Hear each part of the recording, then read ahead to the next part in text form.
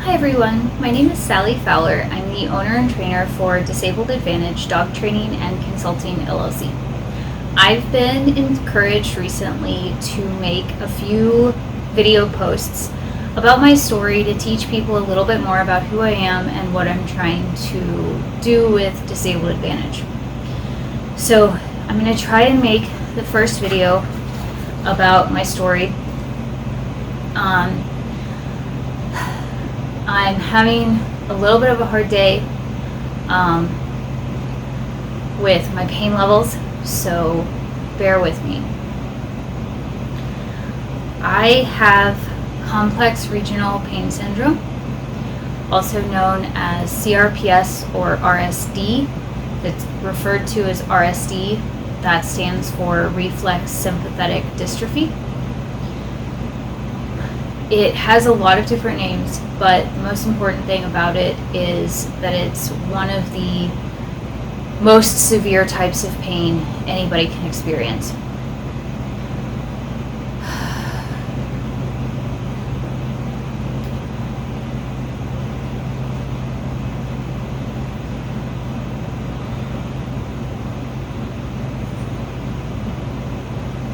Sorry, I'm not bored.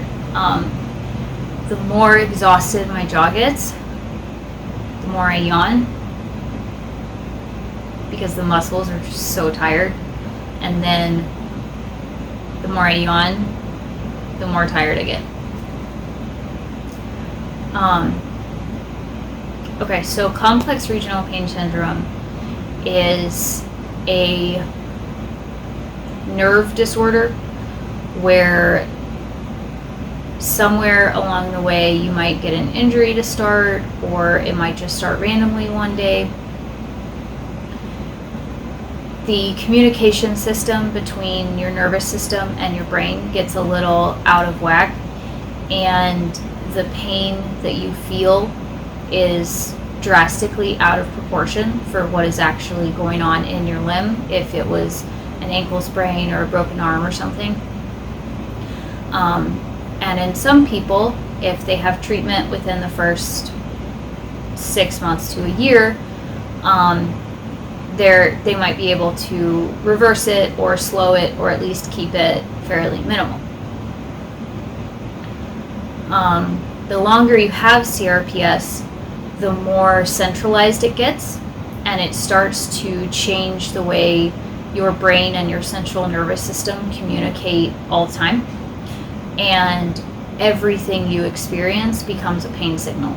So things that were previously not painful, like wearing soft things or getting a hug, are now really, really painful. And things that were always painful, like getting a paper cut or stubbing your toe, feel like somebody sliced your arm open with a sword, or you just dropped concrete on your foot or something. And the longer you have it, it gets really difficult to, or impossible, to actually reverse, because how your central nervous system works is fundamentally altered.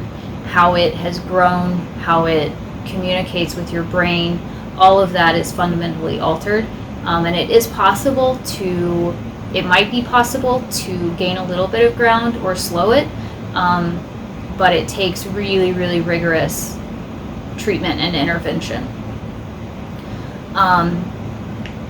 It doesn't spread in everybody. Sometimes it just stays in one limb or one body part, but it can spread in some cases, and it spread in mine.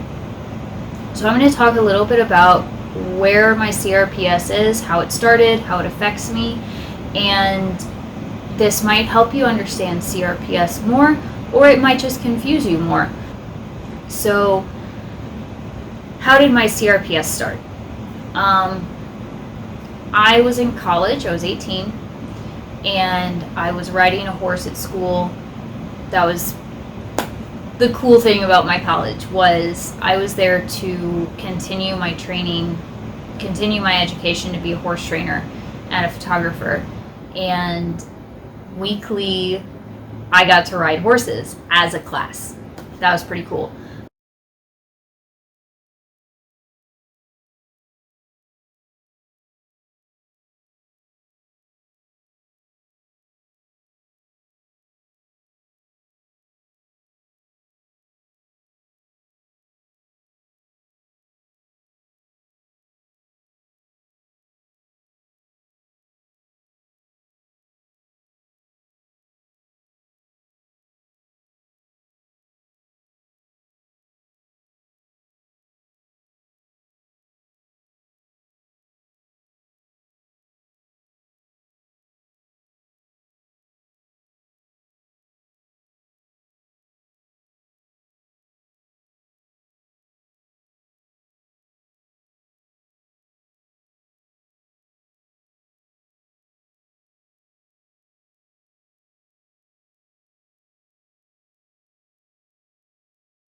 Um, that was one of my favorite classes at school. And early on, my writing instructor realized that the best way to help me learn a new writing seat, I grew up writing English, and then I switched to Western in college. She figured out early on that the best way to help me learn Western was not to enforce proper equitation and proper form and proper this, that, and the other, but it was actually give me project horses, because I would stop focusing on myself and I would just focus on the horse and fixing their problems, and I learned Western that way. So I was doing a really good job. I was enjoying my semester. It was my first semester at college, and I got a horse who had started bolting with, I don't want to say younger students because we were all 17 or 18, but students who were not as experienced at writing as I was. I had been writing at that point since I was 10, so I'd been writing for about 8 years at that point. And had more experience than some of the other students who were just first coming into the program and maybe had only been writing for a year or didn't have a ton of experience writing problem horses like I did. And so I worked with this horse for a few weeks, and his problem was that he would do perfect, and then you would go down one end of the arena and he would suddenly just take off. And he was not a huge horse, but he had a very special skill that was extremely annoying, where when a horse runs off with you, traditionally you're supposed to be able to, so you're holding your reins, and you're supposed to be able to gather up your reins and slide one hand down the rein and then pull their head back towards their butt. It's called a one rein stop. And that's supposed to stop the horse. And I've done this before. I had done this numerous times before on this horse. I had done it on other horses back home. And yes, it does stop the horse, because when you turn them into a shrimp shape, it is much harder to move forward. I was riding this horse, and he developed a skill where, and this was confirmed by my instructor, that he was actually able to kind of lock his front end and keep running forward even in a one rein stop. And there were a few lessons where my TA would ride or my instructor would ride, and because I was having a hard time with him, and so they had way more experience than I did. It was their class. They would get on, feel what I was feeling, and go, okay, yes, you are doing the right thing, or no, this is what you're doing, this is what I want you to do. And that's how it worked. But there was one lesson where I wasn't being effective at stopping him, and he wasn't bolting full out, but he was definitely not paying attention. And I was trying the one rein stop over and over again, and it wasn't being effective. He would stop eventually, but it took too long for him to stop. And so my instructor got on, she rode him for a bit, and she tried it, and she was having the same problem, and she looked really surprised and looked at me and said, you know, there's a chance that if he bolts for real, where he's running flat out, that it may very well take the strength of a fully grown man to stop this horse. Personally, looking back, I feel like that might have been a good time to not have the college student riding the horse. But it's so easy to judge things in hindsight, and honestly, I liked a good challenge. I really loved riding problem horses. It didn't scare me that it was going to take a really strong person to stop this horse one day if he did decide to bolt for real. And it probably should have scared me, But when I started riding horses, all I got told was the worst that can happen is you break a bone and you recover and you get back on the horse. Okay, so the truth is, A, the worst thing that could happen is the horse kills you. B, the worst thing that can happen after that is that the horse gets seriously hurt or you get seriously hurt. Not that you break a bone, but seriously hurt in a multitude of ways. Okay, but I was 18, I had a lot to learn. And so I kept riding this horse. And everything was fine for another week or two. It's hard to specify time exactly because I was riding this horse about 3 to 4 times a week at this point. I was putting in as much time on this horse as I possibly could. Because I wanted to fix his problem and I wanted to make sure that he was going to be safe for other people to ride and he wasn't going to be a problem. He wasn't going to be dangerous for anybody. Because this horse was, outside of this problem, this horse was phenomenal as a horse. So it was really, really good that we fixed this problem. And there was one day where I was riding this horse in class, but my instructor was gone. I don't remember why she wasn't there, but our TA was in charge of class. And the lesson had been going really well. And I was getting ready to end the ride. I was just going to do one more circle at the lope, which is a type of run for dog people listening.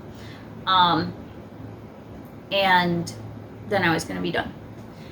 And coming around the turn, I felt this horse gather himself and take off. And he was running blind. And what that means in the horse world is horses sometimes, when they spook, they just start running because they're prey animals and their brain checks out. This type of horse is a lot more dangerous to be on. And this type of horse is a lot more difficult to stop. Not impossible, but difficult. And especially if this horse has the unique ability to be able to keep running forward for longer than necessary, when you do a one rein stop, it's a problem. And so 2 things happened here. The first thing was that I quickly realized he was out of control and was not listening to normal rein cues. And I also realized that we were running straight at a much younger horse. And I definitely didn't want to hurt his rider or ruin this horse's chances. And the second thing is that because of those 2 things happening at once, I felt a lot of pressure to do the one rein stop as fast as possible. And so I don't think I shortened my rein quite as much as I should have. And I ended up pulling my right arm pretty far behind my back, way farther than is actually advised for doing the one rein stop properly. And that was in part because my rein was too long. So I made a mistake.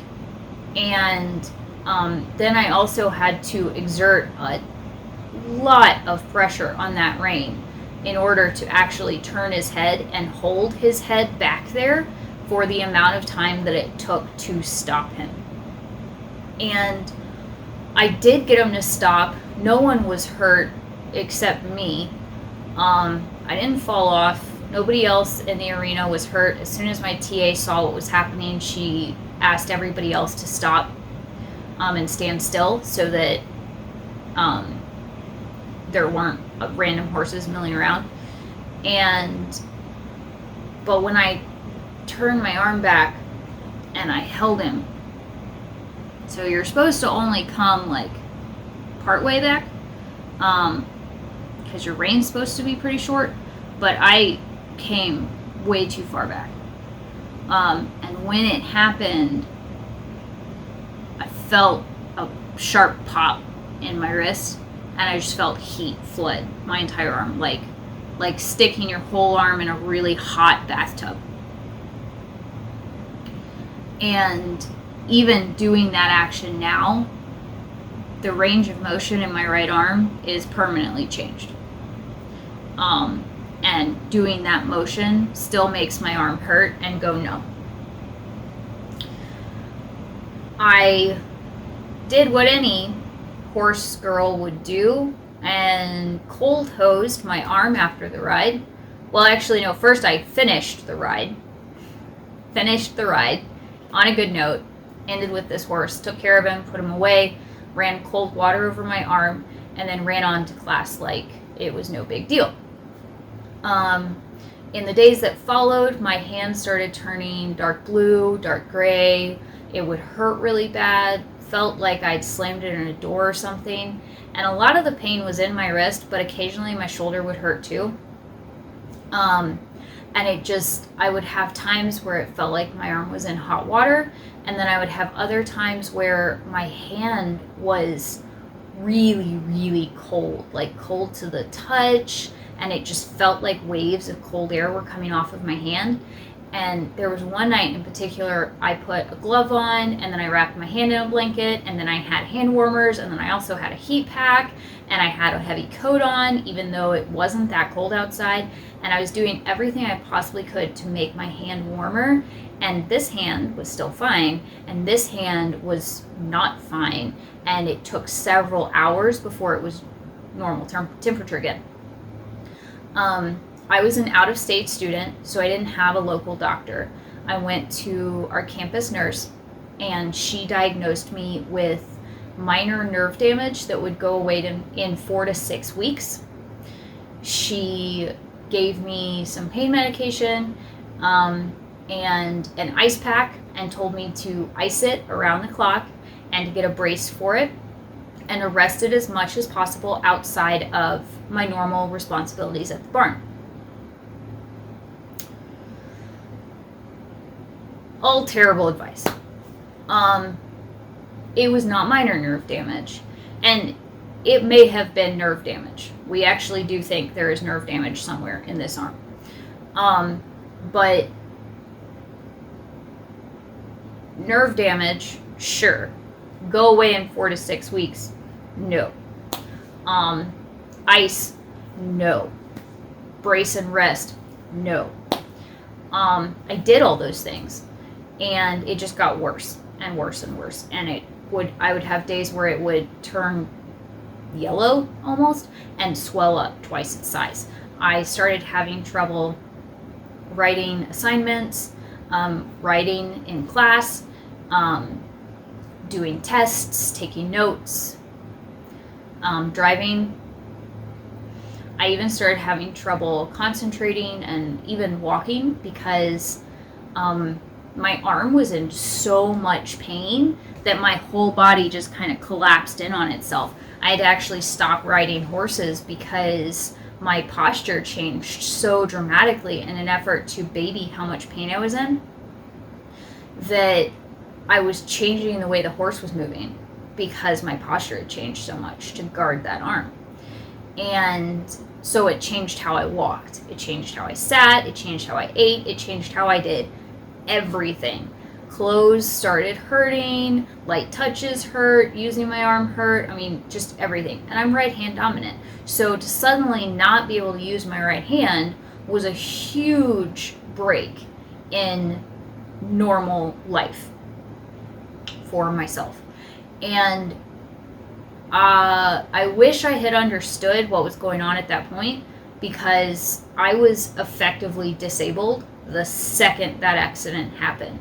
But it took me 4 years to accept that I was disabled, because for 4 years, everybody, including myself, called it an injury.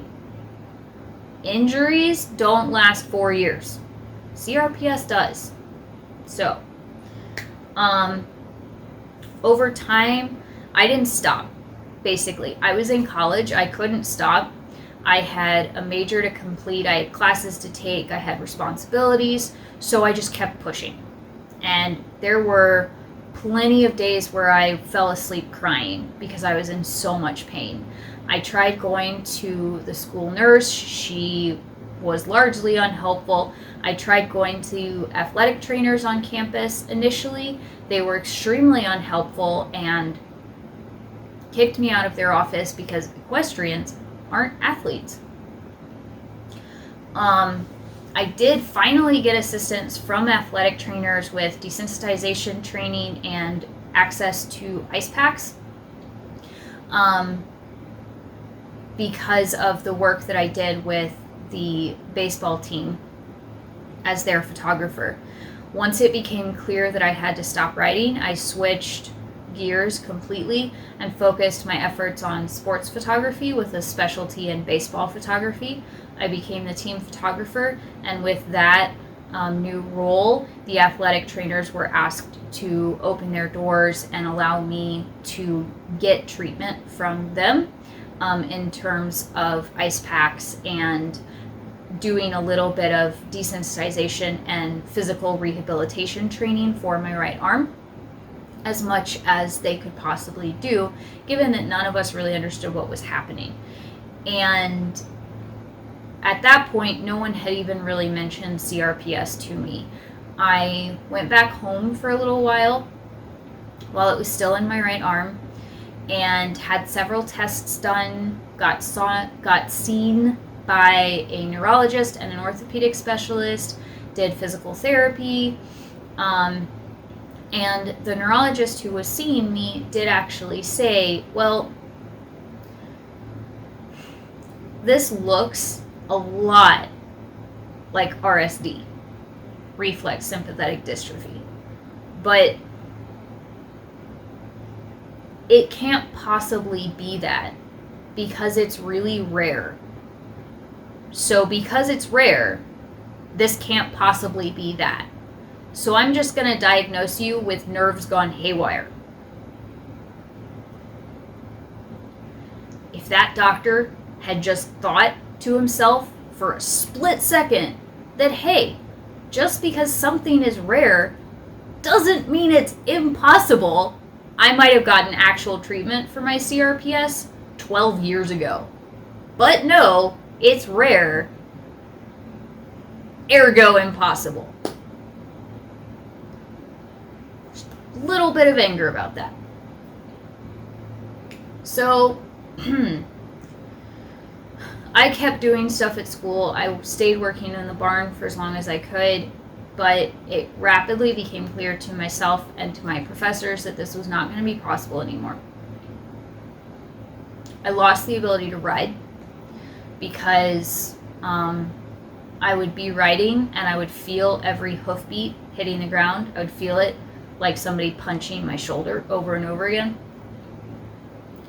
And there were days where my neck would just go paralyzed. I couldn't turn my head.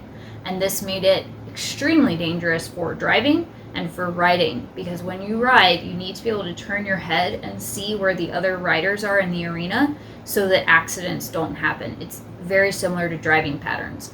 And so not being able to turn my head, changing how the horse moved, all of this made it so that I needed to stop riding. The last horse I rode in college, I actually only rode for about 20 minutes because I was in so much pain. And really great horse. I trusted this horse completely. He was a good pick for this test. But I was riding him and I knew I needed to leave, and I guided him to the exit, and I had a friend waiting for me ready to help me as needed. But I actually couldn't get off the horse because I was in so much pain. And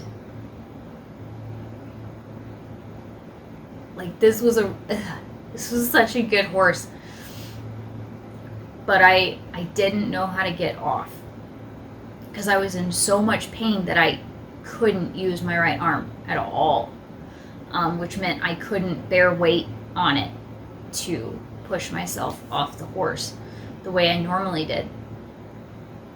And so I did the only thing I could think to do. And I dropped my stirrups and I dropped my reins and this horse knew that when the reins were on his neck to just stand still. And I asked my friend to move out of the way, and to make sure that the horse did indeed stand still, because what I was about to do was not normal etiquette. And I threw my body weight forward and off to the side a little bit, and just basically threw myself off this horse. And I didn't ride again for several years. I kept doing sports photography, and I later learned that ice was really bad for CRPS. I didn't get a diagnosis of CRPS until I was a senior. I didn't get a diagnosis of CRPS until I was a senior. I started seeing a pain clinic doctor near campus, and he said I definitely had CRPS and I would definitely get better. This was not the case. And as soon as I started reading about CRPS, one of the first things I learned was that ice was really bad for it. And so I immediately stopped putting ice on it. But by that point, I had probably already damaged the myelin sheath that protects my nerves, which is why ice is so bad for CRPS. Throughout college, it progressed from wrist and elbow and shoulder into the right side of my neck and the right side of my rib cage. And by the end of college, it was also probably in my face. I wasn't fully aware of it being in my face yet, but looking back, we're fairly confident that it was, because I also started having problems with my TMJ getting worse, and my jaw actually dislocating and freezing open because my muscles would spasm, and it would make it so that my jaw couldn't be cleanly put back in place. I would just have to take medication for a few days and rest it, and then it would click back into place, and be really, really painful. Over the next few years, it spread into my left arm, and then my right leg, and then my left leg, and full body.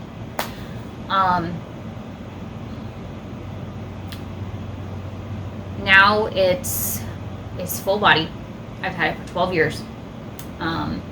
I started out at a 5 out of 10 on the pain scale when I was in college.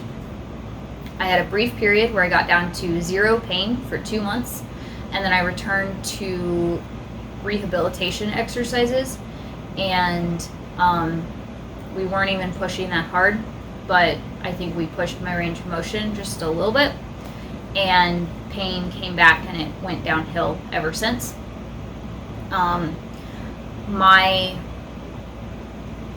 I live at an 8 out of 10 now, and experiencing a 9 or a 10 is actually not all that rare for me. I don't go to the ER when I'm at a 10 because the ER doesn't help me. They tend to treat me like I'm a drug seeker and don't believe that anything is wrong with me because I look fine. And so we don't go to the ER. We don't ask for help when I'm in severe pain. Depending on what is going on, I might push through and keep doing whatever I'm doing until I can get home. Or if I'm at home and I can afford to, I just rest and try and take it easy. Heat packs, refrigerator packs, they're cold, but they're not as cold as ice is. Depending on the type of flare and the location of it, changes on how I manage it. I'm actually at a 9 right now,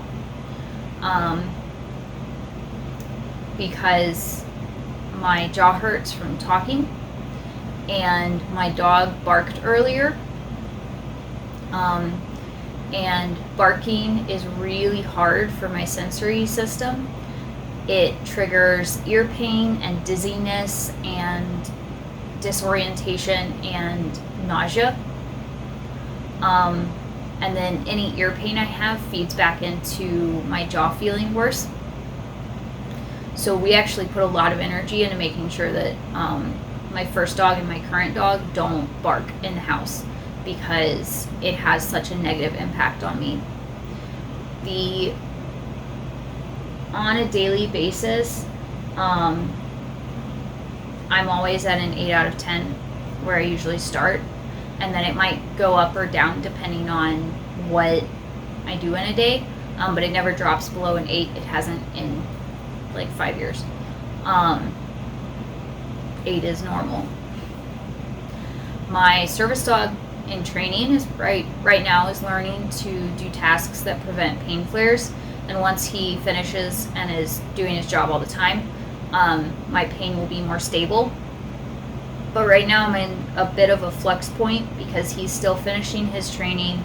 I'm still grieving the loss of my first service dog earlier this summer, and just recently my 28th doctor in 12 years decided he no longer wanted to treat my CRPS, throwing my whole management system out of alignment. And I'm going to talk more about doctors in a different video post, but that is 100% normal for CRPS patients. It's really terrible and fairly unethical and inhumane, but also pretty much the normal for how CRPS patients are treated. The worst locations for my CRPS are my right arm, my right leg, and my jaw. I have been confirmed to have both CRPS type 1 and type 2. Type 2 in my knee and in my right arm from nerve damage caused by injuries. And my jaw, I had TMJ before the CRPS. I also have 3X chromosomes, which makes it easier for my muscles and tendons and ligaments to move more freely. Luckily, the only joint that seems to dislocate is my jaw, but I'm highly susceptible to sprains and strains in other body parts, and the CRPS means that those take a really long time to heal. And in my jaw, I'm more susceptible to dislocation. And my jaw is extremely sensitive. It's nearly impossible to rest it or not use it. So everything from talking, pollen, ear pain, scalp spasms, stress, chewing, swallowing, I clench my teeth when I'm stressed or when my pain's really high. All of that stuff feeds in and makes my jaw worse, stressed, muscle spasms, more pain. And yeah, your jaw is just, it's a really hard place to try and rest. And once it gets angry, it takes several days to get it under control again. And that's nearly impossible without adequate medication management. My symptoms they range far and wide. I don't experience these symptoms every day. It depends on weather, activities that day. Some are really random, we're starting to figure out the triggers, but others are unknowns. But in general, I have pain. Pretty much most description of pain you could think of, I experience. Stabbing, throbbing, aching, burning, crushing, squeezing, electrical shocks, all that fun stuff. Muscle spasms, muscle cramping or twisting where like my foot tries to turn or my fingers get locked into a position and it's really hard to open them again, or they start to like cross each other. Hand tremors, jaw tremors, numbness, tingling, pins and needles, my hands turning white or blue or gray or bright red, slight swelling. I used to have more severe swelling, but I don't anymore. I don't know.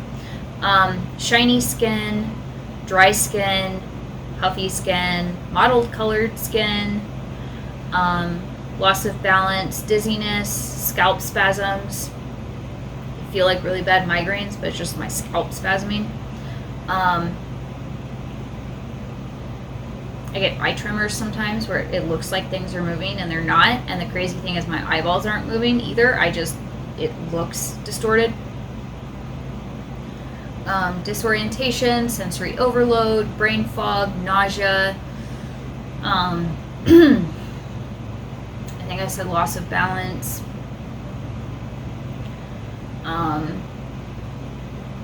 I get kind of shock flares. I call them deep cold, where my body stops perceiving the correct temperature properly, and I have problems regulating my own body temperature, and so I'll actually start to go borderline shock, and it's really hard to return me to normal. Hot flares, sort of the complete opposite of that, where it feels like my whole body's just in a hot tub that's way too hot and there's no way to cool it off. I also have trouble perceiving temperature correctly, so if water is hot or cold, I can't always tell. And so one of the things we have to do for my safety is I have to have someone check water before I shower. If my pain gets too high, I occasionally black out. I can usually feel that I'm about to pass out, which is really helpful, but it's taken a long time to learn how to tell that I'm about to pass out. I lose awareness of my limbs, so there are times where I look at my leg and I know it's my leg, but I am not certain that it's actually there or not. There are times where that happens while I'm walking and then I fall down. I think the worst one was it happened once when I was getting out of the truck, and so I actually fell over backwards onto concrete, and thankfully I didn't hit my head. I just landed on my butt, and it was really embarrassing and painful. I confuse my words sometimes. I think that's the part of the brain fog. The worse pain I'm in too, the harder time I have finding the right word to use or putting words in the right order. I might confuse the end of a sentence.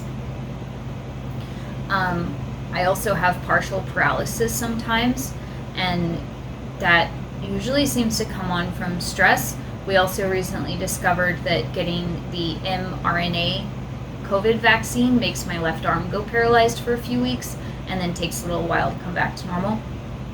I have trouble with dexterity, holding heavy things, or range of motion, using my arms, doing repetitive movements, things like that.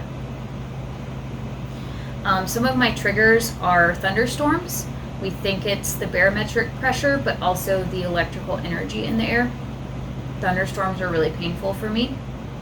I also get adrenaline episodes where they're like anxiety attacks, but it feels like I have a ton of excess adrenaline for no reason. And sometimes it does happen when I'm really stressed out, but other times it can just happen because I saw a spider, and then I stay really startled for hours.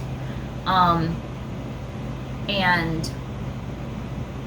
they're hard to break out of. Triggers for pain or other symptoms: talking, smiling a lot, looking at the computer for long periods of time, sitting for a long time, standing for a long time, walking for a long time, going up hills, going upstairs, riding in elevators, wearing different types of fabric. Showers hurt. I mean, everything hurts, but some things are worse than others. Turning doorknobs reliably triggers pain for me, and so that's one reason I have a service dog to help me. Picking up things that are heavier than 5 pounds. Being in really crowded, high stimulation areas tend to overwhelm me and make my pain levels a lot higher, and I sometimes get disoriented or dizzy. I tried a lot of the common treatments for CRPS. Unfortunately, I tried a lot of nerve medication at first, things like Lyrica, gabapentin. All of those gave me really severe side effects or didn't have an effect at all. Amitriptyline worked for about 2 months, got down to 0 pain way early in the beginning. and then my pain came back, and amitriptyline wouldn't work at all. I was not offered things like graded motor imagery, mirror therapy, spinal cord stimulator, or nerve blocks until I'd already had this condition for about 5 years. And by that point, those things are less effective. And also, it had spread full body by that point, and so the chances of those treatments working without doing them extremely aggressively were very, very low. I did a lot of physical therapy. I never stopped moving. I kept using my arm. I kept using all of the effective parts. I was taught, riding from an early age, I was taught that you get back on, you keep going. And so I just kind of did that with CRPS. And it's been really terrible. But I do think it has helped me be able to learn how to adapt to living in pain and find ways to work with my environment and keep going, and why I haven't had problems with really bad muscle atrophy. I also know that with my genetic condition of having 3X chromosomes, I have a harder time developing muscle tone and maintaining it, so it's extremely important that I'm always exercising and I'm always moving to help maintain my muscle tone and my stability. And so stopping really just hasn't been an option for me. I have had periods of not trying very hard or being really hopeless. But I always had this determination in me that kept reigniting and pushing me to keep trying. And so that's where we are now. I got to a point 7 years ago where I got diagnosed with CRPS again for the third time, and then that was confirmed by a few other doctors in this area. But at the same time, it was also told me, hey, there's nothing the medical community can do for you. You are too far gone. You're on your own. And that's when my boyfriend and I got the idea to train a service dog for me, in hopes of getting back some of my mobility and functionality and possibly being able to work one day. When that idea started, the goal was being a photographer. And of course, obviously, this has changed into something completely different. The only thing that has worked for me is medication management with pain medication and muscle relaxers. That's the only thing that's been effective for me. And it doesn't make the pain go away. It doesn't even decrease the pain substantially, but it makes it bearable and it makes it tolerable, and it helps me get through the really hard days with higher pain flares or stronger symptom problems. But the most profound thing that's had a difference in my life has been working with a service dog. So I'm going to talk about that in one of the other video posts, but right now I need to go rest my jaw and have some lunch. So thank you for watching this introductory video about my CRPS and its progression and learning a little bit more about me.